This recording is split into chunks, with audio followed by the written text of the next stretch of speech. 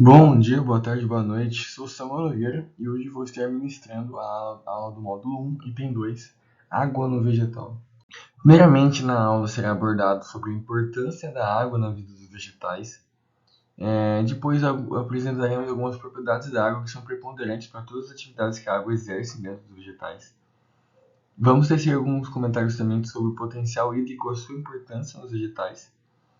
Algumas características da parede celular e membrana plasmática que auxiliam o transporte da água dentro do vegetal e também a função das aquaporinas nesse transporte de água celular.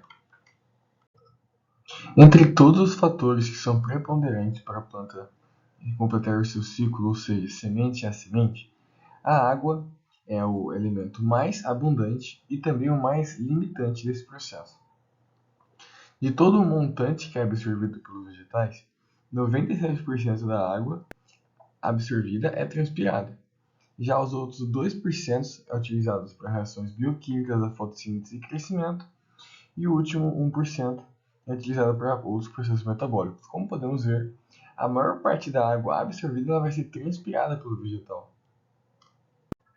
A água tem propriedades especiais que lhe permitem atuar como um solvente de amplo espectro e ser prontamente transportada ao longo do corpo da planta. Dentre essas propriedades, uma das propriedades mais importantes da água é a natureza polar dessa molécula. A molécula da água consiste em um átomo de oxigênio covalentemente ligado a dois átomos de hidrogênio, igual vemos na imagem. Por ser mais eletronegativo que o hidrogênio, o oxigênio tende a atrair os elétrons da ligação covalente. Essa atração resulta em uma carga parcial negativa na extremidade da molécula formada pelo oxigênio e uma carga parcial positiva em cada hidrogênio, como podemos ver na imagem. O oxigênio vai ter uma carga negativa e os hidrogênios na extremidade serão cargas positivas, tornando assim a água uma molécula polar.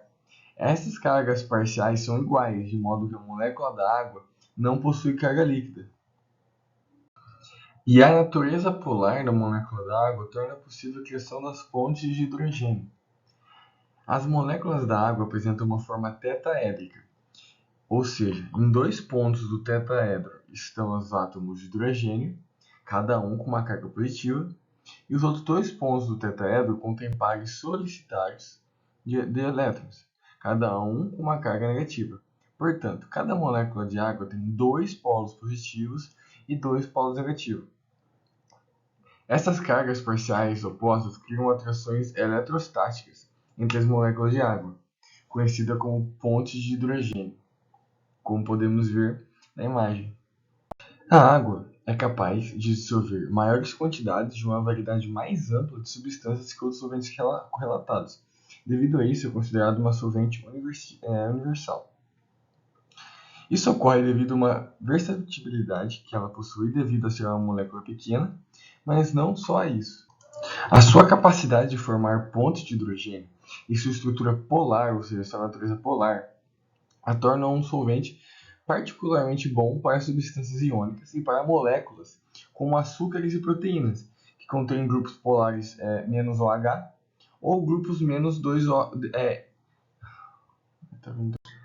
As moléculas de água são unidas pelas pontes de hidrogênio devido à polaridade. Essa união entre as moléculas é chamada de coesão. Então, resumindo, a coesão é a capacidade que a substância da água tem de permanecer unida, resistindo à separação. E essa força de atração entre as moléculas permite que haja um fenômeno chamado de tensão superficial, que é verificado na superfície de separação entre dois fluidos não miscíveis. Ou também na imagem, como vemos ao lado, que é um exemplo onde um inseto pousa numa superfície da água e ele não afunda, pois a molécula das águas ali que estão ligadas pelas pontes de hidrogênio não tem essa separação, pois o peso do inseto, a massa do inseto, não é suficientemente grande para realizar essa separação da água. Ou seja, a força de união das moléculas que vai causar tensão superficial não é quebrada pelo peso que é muito baixo do inseto. Além da capacidade de coesão, que é a capacidade da água de permanecer unida entre si, a água também tem a capacidade de adesão. A adesão é a capacidade da água de se aderir a outras moléculas, ou seja, se conectar com outras moléculas que não sejam si mesmo, devido à sua capacidade polar. Ou seja, substâncias polares são capazes de atrair ou ser atraídas pela água. Como podemos ver aqui nessa imagem, a água ela é atraída pela parede do cilindro, que é uma parede polar, fazendo com que a água na extremidade mais próxima à parede ela é aderida, puxada entre aspas pela parede, fazendo com que ela suba levemente na parede e deixando o centro que é mais longe das paredes numa altura menor, pois ela está mais longe e a força de atração é menor. E não existe essa ligação com moléculas apolares, como vemos com a cera. Quando a água passa em cima de uma substância encerada, ela não tende a ficar ali, ela tende a escoar. Isso ocorre porque a cera não atrai a água. Já a capilaridade é o fenômeno que explica o que eu expliquei anteriormente nessa imagem, pois ela é resultante da interação entre a força de adesão e coesão da molécula da água. É graças à capilaridade que a água desliza através das paredes de tubos ou desliza por entre poros de alguns materiais, como algodão, por exemplo. Quando se coloca um tubo fino de um calibre em contato com a água, o líquido tende a subir pelas paredes desse tubo graças à força de adesão e coesão. A adesão está relacionada com a afinidade entre o líquido e a superfície do tubo, pois há a formação de pontes de hidrogênio entre os dois. Graças à coesão das moléculas de água, também proporciona pelas pontes de hidrogênio, elas se mantêm unidas e umas acabam arrastando as outras pela coluna, elevando o nível da água. Ou seja, funcionam como uma corrente. A água é aderida pela parede do cilindro, do tubo, e pelo fato dela ser aderida, ela puxa as outras moléculas que estão abaixo, fazendo essa concavidade.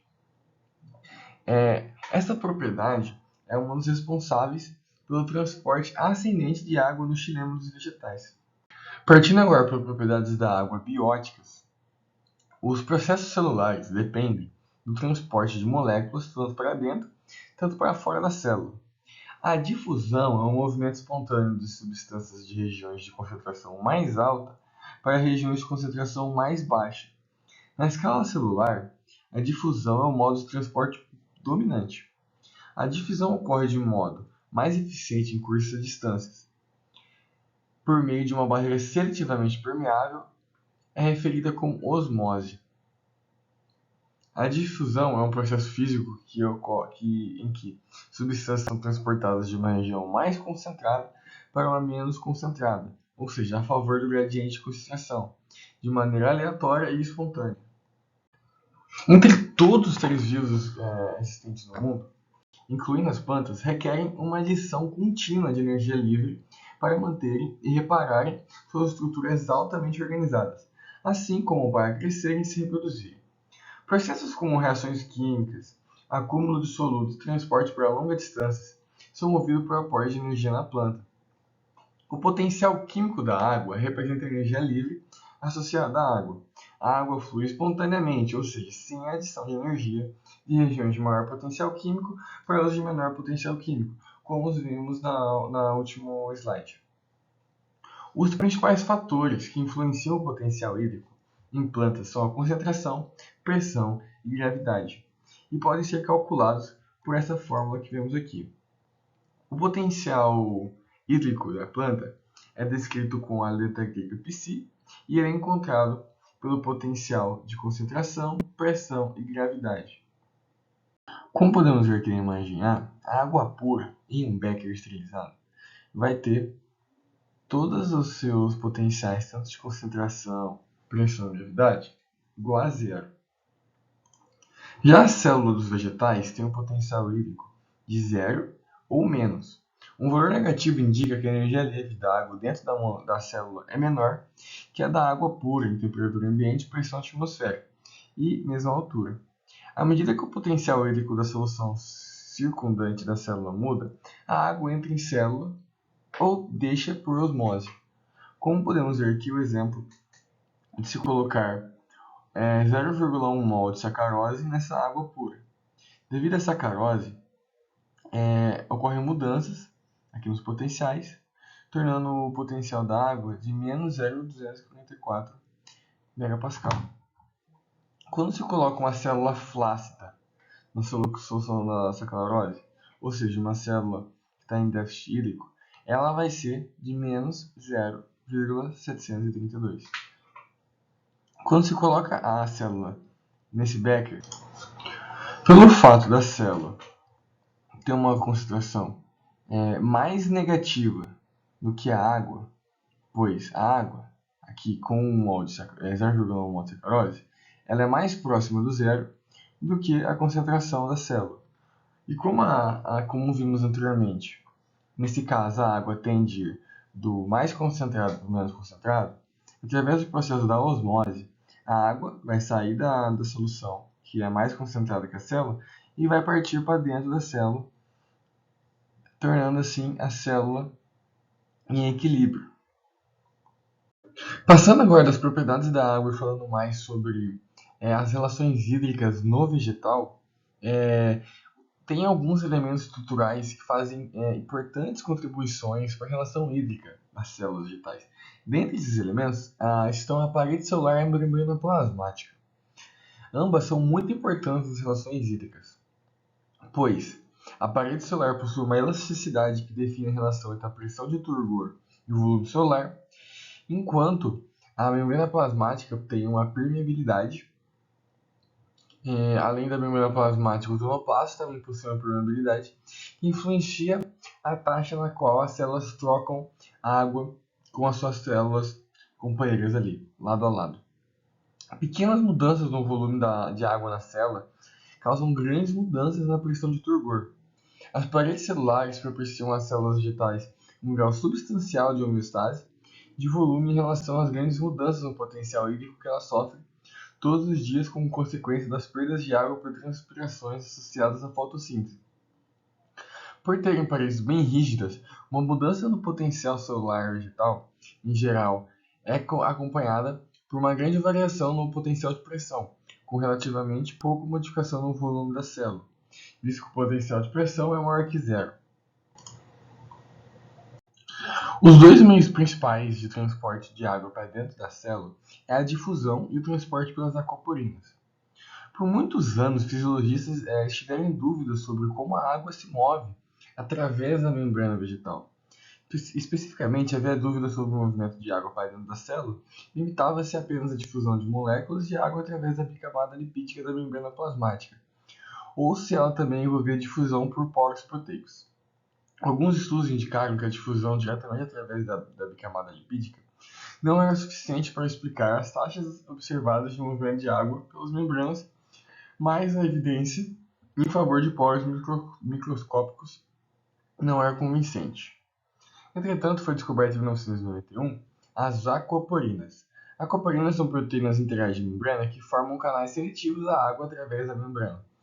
Uma vez que a água se difunde muito mais rápido através desses canais do que através da bicamada, as aquaporinas facilitam o movimento da água para dentro das células vegetais. Como podemos ver na imagem, a água que passa pela bicamada lipídica é muito menor do que a quantidade de água que passa aqui pela aquaporina, que é uma proteína integral presente na parede celular. O potencial hídrico tem dois usos principais no vegetal. Primeiro, ele governa o transporte através de membranas plasmáticas, conforme foi descrito. E segundo, ele é comumente utilizado como uma medida do status hídrico de uma planta. Devido à perda de água por transpiração para a atmosfera, as plantas raramente estão completamente hidratadas. Durante períodos de seca, elas sofrem déficits hídricos que levam à inibição de crescimento e fotossíntese.